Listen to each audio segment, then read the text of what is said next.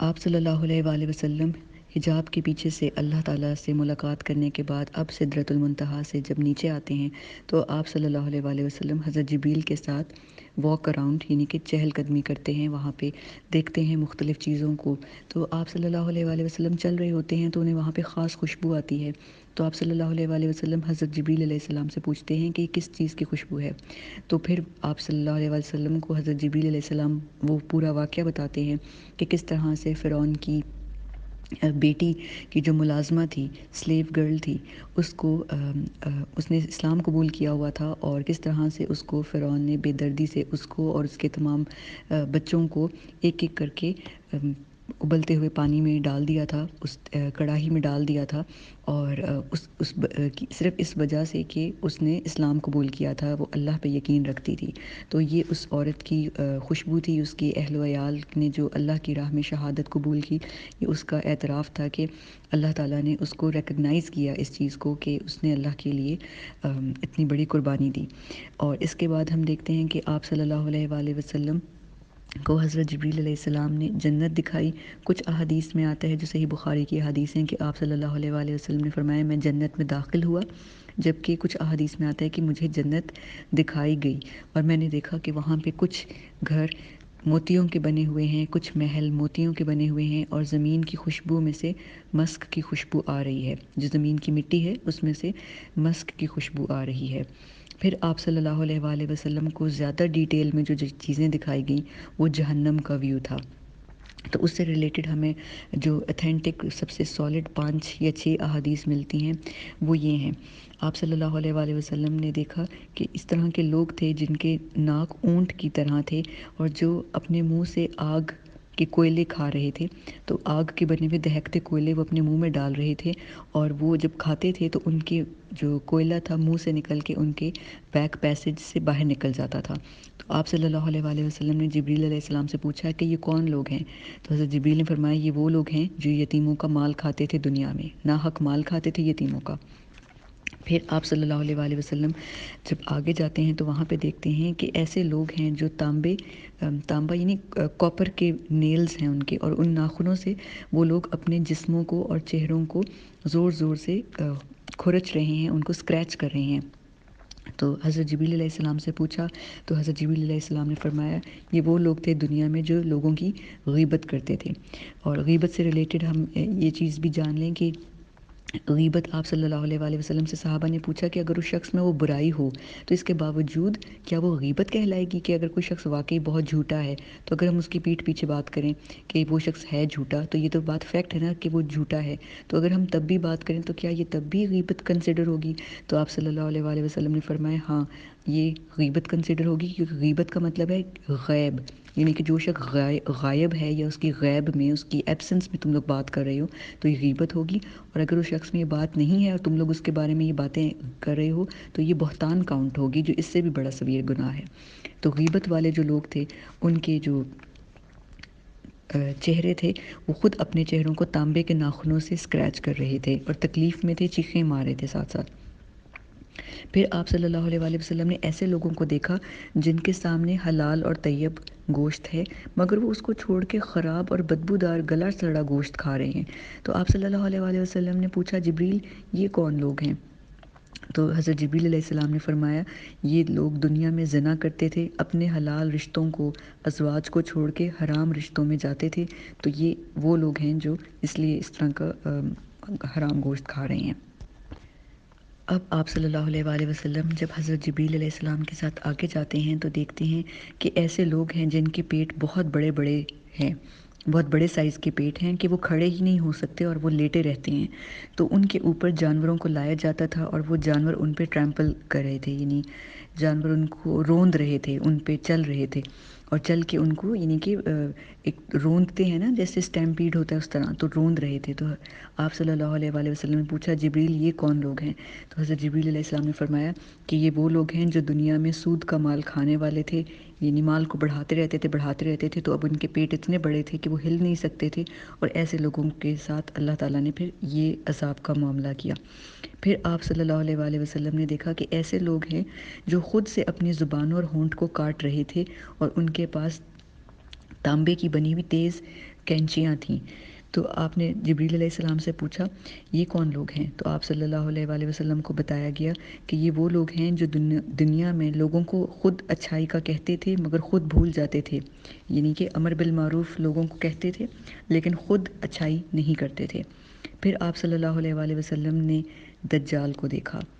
آپ صلی اللہ علیہ وآلہ وسلم نے فرمایا میں تم کو ایسی بات بتاؤں گا جو آج سے پہلے کسی نبی یا رسول نے اپنی قوم کو نہیں بتائی۔ میں نے دجال کو دیکھا، وہ بائیں آنکھ یعنی لیفٹ آئی سے، اس کی آنکھ جو لیفٹ آئی ہے وہ روٹن گریپ کی طرح ہے، گلے ہوئے گریپ کی طرح ہے، اور وہ ایک آنکھ سے کانا ہے۔ تو حضرت جبریل علیہ السلام کی موجودگی میں آپ صلی اللہ علیہ وآلہ وسلم نے دجال کو دیکھا، اور آپ صلی اللہ علیہ وآلہ وسلم نے واقعہ معراج سے واپس آ کے یہ تمام جو مشاہدات تھے، جو آبزرویشنز تھیں، اپنے صحابہ کے ساتھ شیئر کیں۔ اور اس کے علاوہ آپ صلی اللہ علیہ وآلہ وسلم نے جب اتر رہے تھے تو دو چیزیں دیکھیں۔ آپ صلی اللہ علیہ وآلہ وسلم نے دیکھا ایک بہت لارجر گروپ ہے امت کا، تو آپ صلی اللہ علیہ وآلہ وسلم سمجھے کہ یہ میری امت ہے، تو آپ نے جبریل سے پوچھا کیا یہ میری امت ہے؟ اتنا لارج نمبر، تو حضرت جبریل علیہ السلام نے فرمایا نہیں، یہ آپ کی امت نہیں ہے، آپ آگے چلیں۔ تو آپ صلی اللہ علیہ وآلہ وسلم جب آگے گئے تو آپ نے دیکھا ایک بہت زیادہ نمبر کی، لارج نمبر آف فالوورز کی ایک گروپ تھا۔ تو آپ صلی اللہ علیہ وآلہ وسلم نے کہا کہ یہ کون لوگ ہیں؟ تو جبریل علیہ السلام نے بتایا یہ ہے آپ کی امت جو جنت میں جائے گی۔ تو یہ دیکھیں آپ صلی اللہ علیہ وآلہ وسلم بہت خوش ہوئے، اور آپ صلی اللہ علیہ وآلہ وسلم جب معراج پہ گئے تو وہاں پہ حضرت آدم علیہ السلام کو دیکھا، تو وہ ان کے پاس بہت سارے جو لوگ تھے وہ جمع تھے، اور حضرت آدم علیہ السلام ایک گروپ کو دیکھتے تھے تو مسکراتے تھے، جبکہ دوسری سائڈ پہ جب دوسرے لوگوں کو دیکھتے تھے تو رونا شروع کر دیتے تھے۔ تو آپ صلی اللہ علیہ وآلہ وسلم نے حضرت جبریل علیہ السلام سے پوچھا کہ یہ کون لوگ ہیں جنہوں نے حضرت آدم کو گھیرا ہوا ہے؟ تو حضرت جبریل علیہ السلام نے فرمایا کہ یہ ان کی امت یعنی کہ ان کے بچے ہیں۔ حضرت جبریل علیہ السلام نے بتایا کہ یہ حضرت آدم علیہ السلام کے بچے ہیں، رائٹ ہینڈ والے اصحاب الیمین ہیں جو جنت میں جائیں گے، جبکہ لیفٹ ہینڈ والے اصحاب الشمال ہیں جو کہ ہیل فائر میں، جہنم میں جائیں گے۔ تو حضرت آدم علیہ السلام جب اصحاب الیمین کو، رائٹ ہینڈ والے بچوں کو اپنی دیکھتے ہیں، اولاد کو دیکھتے ہیں، تو وہ خوش ہوتے ہیں کہ یہ جنت میں ہیں، جائیں گے، جبکہ اصحاب الشمال کو، لیفٹ سائڈ والوں کو دیکھتے ہیں تو اداس ہوتے ہیں اور رونے لگتے ہیں کہ یہ جہنم رسید ہوں گے۔ تو یہ کچھ باتیں تھیں جو آپ صلی اللہ علیہ وآلہ وسلم نے واقعہ معراج پہ دیکھیں، اور آخری نشانی جو حضرت محمد صلی اللہ علیہ وآلہ وسلم نے دیکھی وہ یہ تھی کہ آپ صلی اللہ علیہ وآلہ وسلم نے حضرت اسرافیل علیہ السلام کو دیکھا۔ حضرت اسرافیل علیہ السلام اللہ تعالیٰ کے مائٹی اینجلز، مقسمات الامرہ، جو اللہ تعالیٰ کے خاص اتھارٹی والے اینجلز ہیں ان میں سے ایک ہیں، جن کو اس لیے پیدا کیا گیا ہے کہ انہوں نے پہلا اور دوسرا سور پھونکنا ہے۔ تو آپ صلی اللہ علیہ وآلہ وسلم نے فرمایا کہ جب میں نے ان کو دیکھا تو وہ اس طرح سے تھے، الرٹ پوزیشن میں کھڑے تھے کہ ان کا ایک پاؤں دوسرے پاؤں کے ساتھ تھا، اور وہ انہوں نے ایک سانس لیا جسے ہم کہتے ہیں انہیل کرنا، تو انہوں نے ایک سانس لیا اور اس کے بعد ان کے یعنی حضرت اسرافیل علیہ السلام کے لپس سور پہ ہیں، اور وہ اپنی آنکھ کے ایک کارنر سے اللہ کے عرش کو دیکھ رہے ہیں، یعنی کہ اللہ کے حکم کے منتظر ہیں کہ اللہ کن کہیں، اور وہ اس سور میں پھونک دیں تاکہ تمام دنیا کی جتنے لوگ ہیں وہ ختم ہو جائیں، آسمان کی تمام مخلوق تمام ختم ہو جائے، سوائے ان کے جن کو اللہ چاہے، جو خاص اللہ کے اینجلز ہیں، وہ ایک ایک کر کے ان کی بعد میں ڈیتھ ہوگی، لیکن سور پھونکنے کے وقت جس دنیا کے تمام مخلوق کی، لیونگ تھنگس کی جن کی ڈیتھ ہوگی، اور آسمان کی اور باقی تمام جو اللہ نے بنائی ہے مخلوق ہم نہیں جانتے، جنات اور فرشتوں کے علاوہ اور اللہ کی کون سی مخلوق ہے، ان تمام کی ڈیتھ ہوگی، تو اس سور کا انتظار کریں۔ تو آپ صلی اللہ علیہ وآلہ وسلم کی دو احادیث ہمیں ملتی ہیں۔ ایک حدیث یہ ملتی ہے کہ آپ صلی اللہ علیہ وآلہ وسلم نے فرمایا کہ جس دن سے میں نے اسرافیل کے منہ میں سور کو دیکھا ہے اس دن سے میری دنیا میں انٹرسٹ ختم ہو گئی ہے، دنیا میں میری دلچسپی بالکل ختم ہو گئی ہے۔ اور ایک ہمیں حدیث پتہ چلتی ہے کہ آپ صلی اللہ علیہ وآلہ وسلم واقعہ معراج سے واپس آنے کے بعد ہر کام بہت تیزی سے کرتے تھے، تو ان کی جو زوجہ تھیں ان کو کام ڈاؤن کرتی تھیں کہ آپ تسلی کے ساتھ، آرام کے ساتھ اپنے کام کریں، تو آپ صلی اللہ علیہ وآلہ وسلم انہیں کہتے تھے میں آرام کیسے کر سکتا ہوں جبکہ میں نے اسرافیل کے ہونٹوں میں سور کو دیکھا ہے، وقت نہیں ہے۔ تو یہ حضرت اسرافیل علیہ السلام سے ریلیٹڈ بات تھی۔ اور پھر آپ صلی اللہ علیہ وآلہ وسلم حضرت جبریل علیہ السلام کے ساتھ واپس ایک ایک آسمان سے اترتے ہوئے واپس آسمانی دنیا سے پھر یروشلم کی طرف آتے ہیں، وہاں سے براق پہ سوار ہو کے واپس حضرت جبریل علیہ السلام آپ صلی اللہ علیہ وآلہ وسلم کو مکہ لے کے آتے ہیں، اور وہاں پہ آپ صلی اللہ علیہ وآلہ وسلم کو رستے میں 3 کارواں دکھائے جاتے ہیں۔ کارواں جو ہوتے ہیں وہ قافلے جو چل رہے ہوتے ہیں وہ دکھائے جاتے ہیں جو مکہ کی طرف آ رہے تھے۔ قریش کے وہ خاص قافلے تھے جو دوسرے علاقوں میں گئے ہوئے تھے تجارت کے لیے، کسی اور پرپس کے لیے، وہ واپس آ رہے تھے۔ تو آپ صلی اللہ علیہ وآلہ وسلم واپس آ کے سو جاتے ہیں۔ تو کچھ نریشنز کے مطابق، جو نریشنز یہ کہتی ہیں کہ آپ صلی اللہ علیہ وآلہ وسلم اپنے گھر سے مسجد الحرام گئے تھے، وہ یہ کہتے ہیں کہ آپ صلی اللہ علیہ وآلہ وسلم واپس اپنے بستر پہ آ کے لیٹتے ہیں، اور ان کے جو دروازے کی کنڈی ہوتی ہے وہ ہل رہی تھی، یعنی کہ اتنا کم ڈسٹینس تھا، اتنا کچھ آپ صلی اللہ علیہ وآلہ وسلم نے دیکھا، لیکن ٹائم جیسے دنیا کا ٹائم سٹاپ واچ کی طرح رک گیا تھا،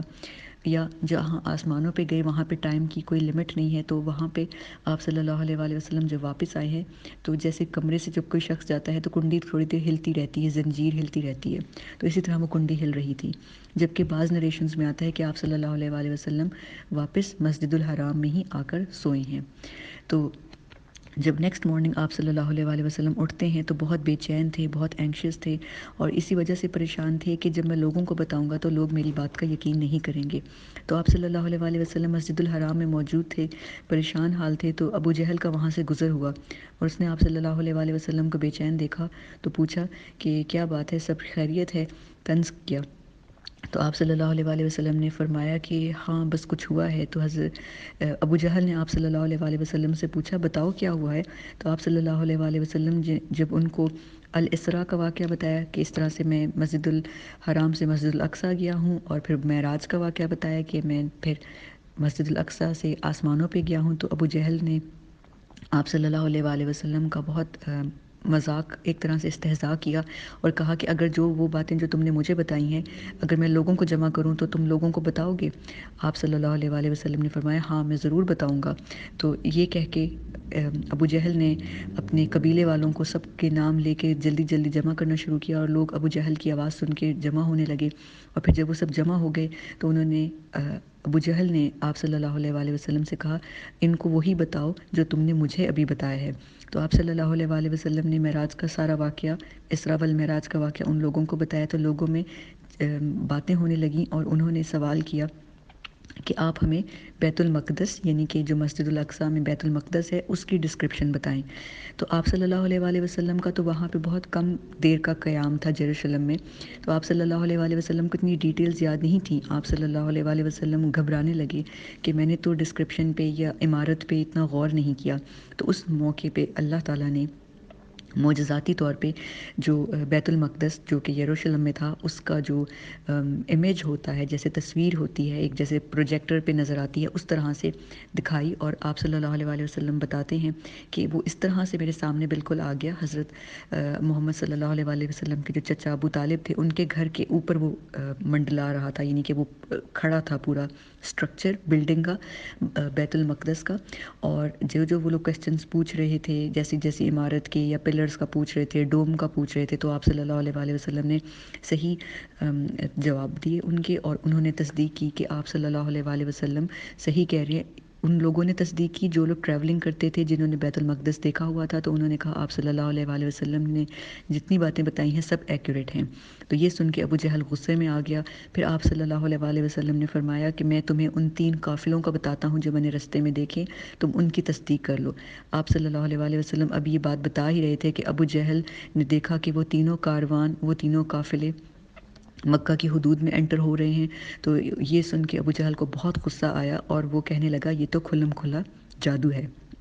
یہ کہہ کے وہ حضرت ابو بکر رضی اللہ تعالیٰ عنہ کے پاس گیا اور حضرت ابو بکر کو کہا کہ تم جانتے ہو تمہارا دوست کیا کہہ رہا ہے؟ تو حضرت ابو بکر کو ابھی واقعہ معراج کا نہیں پتہ تھا، تو آپ نے پوچھا، آپ رضی اللہ تعالیٰ عنہ نے پوچھا کہ کیا کہہ رہے ہیں نبی صلی اللہ علیہ وآلہ وسلم؟ تو ابو جہل نے سارا واقعہ بتایا۔ تو حضرت ابو بکر صدیق کہتے ہیں کہ اگر آپ صلی اللہ علیہ وآلہ وسلم کہہ رہے ہیں تو سچ ہوگا، ایسا ہی ہوا ہوگا۔ تو ابو جہل غصے میں آتے ہیں اور غصے میں آ کے وہ حضرت ابو بکر صدیق سے پوچھتا ہے کہ تم کیسے اس بات پہ بلیو کر سکتے ہو، یہ تو ناممکن ہے۔ تو حضرت ابو بکر صدیق رضی اللہ تعالیٰ عنہ فرماتے ہیں کہ اس سے زیادہ انہونی اور اس سے زیادہ تو معجزاتی یہ بات ہے کہ اللہ تعالیٰ جو ہم سب کا رب ہے، وہ خود نبی صلی اللہ علیہ وآلہ وسلم سے کلام کرتا ہے جو وحی کی شکل میں، یعنی کہ اشارہ قرآن کی طرف تھا۔ اس سے ہمیں قرآن کی عظمت پتہ چلتی ہے۔ حضرت ابو بکر کی نزدیک اسراء والمعراج سے زیادہ قرآن ہے۔ تو وہ کہتے ہیں کہ اس سے زیادہ تو بڑی معجزاتی بات یہ ہے کہ اللہ نے وہ قرآن اس نبی پہ اتارا ہے، وحی کرتا ہے۔ تو یہ اگر وہ کہتا ہے نبی کہ وہ اسراء والمعراج پہ گیا ہے تو یہ سچ ہے، اور یہی حضرت ابو بکر رضی اللہ تعالیٰ عنہ کی بات تھی جس کی وجہ سے ان کو الصدیق کا ٹائٹل ملا۔ الصدیق سے مراد ہے ہمیشہ اور بہت زیادہ سچ بولنے والا، اور صدیق اس دوست کو کہتے ہیں جو ہمیشہ ساتھ رہے۔ تو حضرت ابو بکر نبی صلی اللہ علیہ وآلہ وسلم کے ہمیشہ ساتھ بھی ہوتے تھے، اور صدق کے ساتھ ہر چیز کا آپ صلی اللہ علیہ وآلہ وسلم کی تصدیق کرتے تھے، ویریفائی کرتے تھے ہر چیز میں۔ انہوں نے آپ صلی اللہ علیہ وآلہ وسلم کو سپورٹ کیا اور ویریفائی کیا کہ یہ بات سچ ہے۔ تو یہ واقعہ معراج سے ریلیٹڈ تمام واقعات ہیں جو ہوئے، اور اس کے بعد جو پروف انہوں نے مانگا مکہ کے لوگوں نے، وہ آپ صلی اللہ علیہ وآلہ وسلم نے ان کو پرووائڈ کیا۔ پھر جب یہ واقعہ معراج ہو جاتا ہے تو نیکسٹ مارننگ اس تمام واقعے کے بعد اب حضرت عروہ بن زبیر رضی اللہ تعالیٰ عنہ سے روایت ہے کہ نبی صلی اللہ علیہ وآلہ وسلم کے پاس جبریل علیہ السلام ہیومن فارم میں آتے ہیں، انسانی شکل میں آتے ہیں ظہر کے وقت، اور وہ ظہر کے وقت آ کے آپ صلی اللہ علیہ وآلہ وسلم کو نماز پڑھنے کا صحیح پراپر طریقہ بتاتے ہیں، کیونکہ اب معراج کے بعد نماز فرض ہو گئی ہے اور اب فرض نمازیں ادا کرنی ہیں ان کے وقت پہ۔ تو حضرت جبریل علیہ السلام وضو کرنے کا طریقہ سکھاتے ہیں اور ساتھ ہی ظہر کی نماز کیسے ادا کرنی ہے وہ سکھاتے ہیں۔ تو حضرت عروہ کہتے ہیں کہ حضرت جبریل علیہ السلام نے آپ صلی اللہ علیہ وآلہ وسلم کی امامت کی، ان کو بتایا نماز کیسے پڑھنی ہے۔ اسی طرح حضرت جبریل علیہ السلام عصر کے اول وقت پہ آئے، پہلے ظہر کے اول وقت پہ آئے، پھر عصر کے اول وقت پہ آئے، پھر مغرب کے اول وقت پہ آ کے بتایا کہ نماز کیسے پڑھنی ہے، مغرب کی کتنی رکعات ہوں گی، کیسے ادا کرنی ہے۔ پھر اسی طرح عشاء کی اول وقت پہ آئے، اور اسی طرح فجر کے وقت پہ آئے، اور نیکسٹ ڈے حضرت جبریل علیہ السلام آئے تو پھر وہ اول وقت کی بجائے آخر وقت میں آئے، یعنی کہ ظہر کے، عصر، مغرب، عشاء اور فجر کے آخری وقت میں آئے، اور آپ صلی اللہ علیہ وآلہ وسلم سے فرمایا کہ یہ وہ ڈیوریشن ہے، ٹائم ونڈو، یعنی کہ آپ کی نماز کس وقت سے لے کے آپ کس وقت تک پڑھ سکتے ہیں، اول وقت کیا ہے اور آخر وقت کیا ہے۔ دونوں حضرت جبریل علیہ السلام نے ایک ایک نماز کا سٹیپ بائی سٹیپ نبی صلی اللہ علیہ وآلہ وسلم کو سکھایا۔ تو صحابہ کرام کہتے ہیں کہ اس کے بعد سے، یعنی کہ پہلی امامت نمازوں کی حضرت جبریل علیہ السلام نے کروائی آپ صلی اللہ علیہ وآلہ وسلم کو، اور اس کے بعد سے آپ صلی اللہ علیہ وآلہ وسلم نے اپنے صحابہ کی امامت کروائی۔ اسی طرح ہم دیکھتے ہیں، اب کیونکہ نماز اور صلاۃ کا ٹاپک ہے تو اس میں ہم دیکھتے ہیں کہ حضرت جبریل علیہ السلام کا ہماری نماز کے ساتھ کتنا گہرا کنیکشن ہے، کہ سب سے پہلے آپ صلی اللہ علیہ وآلہ وسلم کو نماز بھی انہوں نے ٹیچ کی، طریقہ کار بتایا، رکعات بتائیں اللہ تعالیٰ کے حکم سے۔ اس کے بعد تحویل قبلہ، جب آپ صلی اللہ علیہ وآلہ وسلم جب مکہ سے مدینہ ہجرت کر کے جاتے ہیں تو تحویل کعبہ یعنی کہ تحویل قبلہ، یعنی پہلے مسلمان جو تھے اپنے قبلہ کی ڈائریکشن یروشلم کی طرف تھی۔ پھر سورۃ البقرہ کی جو آیات ہیں، چینج آف قبلہ ڈائریکشن ہوتا ہے کہ آپ صلی اللہ علیہ وآلہ وسلم کو بتایا جاتا ہے، حضرت جبریل علیہ السلام کو اللہ تعالیٰ سورۃ البقرہ کی آیات دے کے بھیجتے ہیں کہ اب آپ کا جو قبلہ ہے وہ یروشلم نہیں ہے، بلکہ اب آپ نے 180 ڈگریز کے اینگل پہ ٹرن اراؤنڈ ہونا ہے، اور اب آپ کا قبلہ ہوگا مکہ المعظمہ کی طرف، مکہ المکرمہ کی خانہ کعبہ کی طرف۔ تو آپ صلی اللہ علیہ وآلہ وسلم کے دل میں جو خیال آتا ہے، اور جو صحابہ بھی آ کے پوچھتے ہیں کہ پہلی نمازوں کا کیا ہوا، کیا ہماری پہلی نمازیں جو ہم نے بیت المسجد، بیت المقدس یا مسجد الاقصیٰ کی طرف کر کے پڑھی تھی، تو کیا وہ نمازیں ہماری ویسٹ ہو گئیں؟ تو حضرت جبریل علیہ السلام وہی لے کے آتے ہیں کہ وہ نمازیں اللہ تعالیٰ ضائع نہیں کریں گے، وہ نمازیں ہی کاؤنٹ ہوں گی۔ اس کے علاوہ آپ دیکھیں کہ حضرت محمد صلی اللہ علیہ وآلہ وسلم کی کچھ چیزیں جو حضرت عائشہ رضی اللہ تعالیٰ عنہا سے ہمیں پتہ چلتی ہیں کہ آپ صلی اللہ علیہ وآلہ وسلم تہجد کی نماز ہوتی یا عام نماز ہوتی، اس میں حضرت جبریل علیہ السلام کو کیسے یاد کرتے۔ حضرت عائشہ رضی اللہ تعالیٰ عنہا فرماتی ہیں کہ آپ صلی اللہ علیہ وآلہ وسلم تہجد کی نماز ایسے شروع کرتے: اللہم رب جبریل و میکال و اسرافیل فاطر السماوات والارض عالم الغیب والشہادہ۔ یہ الفاظ آپ صلی اللہ علیہ وآلہ وسلم کہہ کے اپنی تہجد کی نماز سٹارٹ کرتے۔ اللہم رب جبریل و میکال و اسرافیل فاطر السماوات والارض عالم الغیب والشہادہ۔ پھر حضرت عائشہ رضی اللہ تعالیٰ کہتی ہیں کہ نبی صلی اللہ علیہ وآلہ وسلم کبھی بھی رکوع میں نہیں جاتے تھے یہ کہے بغیر، یعنی کہ ہر رکوع میں نبی صلی اللہ علیہ وآلہ وسلم کہتے تھے سبوح قدوس رب الملائکۃ والروح، یعنی کہ ملائکہ کا نام سیپریٹ آئے اور روح سے مراد حضرت جبریل علیہ السلام ہے۔ تو حضرت عائشہ کہتی ہیں آپ صلی اللہ علیہ وآلہ وسلم ہر نماز کے رکوع میں کہتے تھے سبوح قدوس رب الملائکۃ والروح۔ پھر حضرت ابو سلمہ رضی اللہ تعالیٰ عنہ سے روایت ہے کہ آپ صلی اللہ علیہ وآلہ وسلم تشہد میں جو ہمیں سکھایا ہے کہ السلام علینا علی عباد اللہ الصالحین، تو جب تم عباد اللہ الصالحین کہو تو تمہارے یعنی کہ مائنڈ میں ہو کہ یہ جو عباد اللہ الصالحین ہیں اس میں زمین والے نیک لوگ بھی شامل ہیں اور آسمانوں کے فرشتے حضرت جبریل علیہ السلام، میکائیل علیہ السلام بھی شامل ہیں۔ تو جو ہم تشہد میں پڑھتے ہیں السلام علینا علی عباد اللہ الصالحین، تو اس میں حضرت جبریل اور میکائیل علیہ السلام بھی شامل ہیں۔ اور پھر نماز کے اینڈ میں حضرت عائشہ رضی اللہ تعالیٰ عنہ فرماتی ہیں کہ آپ صلی اللہ علیہ وآلہ وسلم کہتے تھے اللہم رب جبریل و میکائیل و اسرافیل اعذنی من حر النار و عذاب القبر۔ ایک دفعہ پھر میں ریپیٹ کرتی ہوں، حضرت عائشہ کہتی ہیں کہ ہر نماز کے بعد آپ صلی اللہ علیہ وآلہ وسلم دعا کرتے تھے، آپ اللہ تعالیٰ کو پکارتے تھے۔ تو جب ہم اللہ تعالیٰ کو پکارتے ہیں، ہم اچھے ناموں سے بلاتے ہیں، اللہ تعالیٰ کی رحمت کو جوش میں لاتے ہیں، تو ایک تو ہوتا ہے کہ اسماء الحسنیٰ کہہ کے ہم اللہ تعالیٰ کی محبت میں اللہ کو کہیں کہ اللہ آپ رحمان ہیں، آپ رحیم ہیں، ہماری دعاؤں کو قبول کرنے والے ہیں۔ اور ایک طریقہ اللہ تعالیٰ کو نبی صلی اللہ علیہ وآلہ وسلم جوش میں جو لاتے ہیں، انووک کرتے ہیں، وہ ان کو پکار رہے ہیں ان کے اللہ تعالیٰ کے جو محبوب فرشتے ہیں ان کے ناموں سے بلانے کے بعد دعا کرتے ہیں اعذنی، یعنی کہ مجھے بچا لیں جہنم کی آگ سے، عذاب القبر اور قبر کے عذاب سے۔ تو آپ صلی اللہ علیہ وآلہ وسلم نے فرمایا، حضرت عائشہ رضی اللہ تعالیٰ عنہ کوٹ کرتی ہیں اللہم رب جبریل و میکائیل و اسرافیل اعذنی اعوذ سے نا، اعذنی من حر النار و عذاب القبر، آمین۔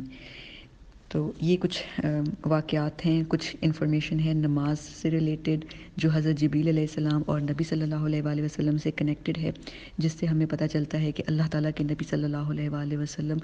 حضرت جبریل علیہ السلام سے کتنی محبت کرتے تھے، خود جبریل علیہ السلام آپ صلی اللہ علیہ وآلہ وسلم سے کتنی محبت کرتے تھے، اور ہر چیز ہماری، چاہے وہ نماز ہے، چاہے وہ حج ہے، ان کی ٹائم پیریڈ، ان کی ڈیوریشن، ان کے سٹیپس حضرت جبریل علیہ السلام نے خود نبی صلی اللہ علیہ وآلہ وسلم کو ٹیچ کیے۔ اللہ تعالیٰ سے دعا ہے کہ اس انفارمیشن میں اگر کوئی بھی بات ایڈ ہو گئی ہے، یا اگر کوئی بات مس کوٹ ہو گئی ہے، یا کوئی بات مس ہو گئی ہے، یعنی کہ کوئی بات کہنی یاد نہیں رہی ہے، تو اللہ تعالیٰ اس کے لیے مجھے معاف فرمائیں۔ جتنی انفارمیشن شیئر کی ہے اس میں تمام ہدایت کی باتیں، ہماری رہنمائی کی باتیں، جس سے ہمیں دنیا اور آخرت میں فائدہ ہو، جو ہمیں جہنم سے بچانے کا اور جنت میں لے کے جانے کا سبب بنے، ان تمام باتوں کو اللہ تعالیٰ ہمارے ذہن میں محفوظ کر دیں، آمین۔ بسم اللہ الرحمن الرحیم، ربنا لا تزغ قلوبنا بعد اذ هديتنا وهب لنا من لدنك رحمة انك انت الوهاب اللهم انا نسألك علما نافعا ورزقا طيبا وعملا متقبلا بارك الله لي ولكم في القرآن العظيم ونفعني وإياكم بالآيات وذكر الحكيم سبحانك اللهم وبحمدك نشهد أن لا إله إلا أنت نستغفرك ونتوب إليك۔ السلام علیکم ورحمۃ اللہ وبرکاتہ۔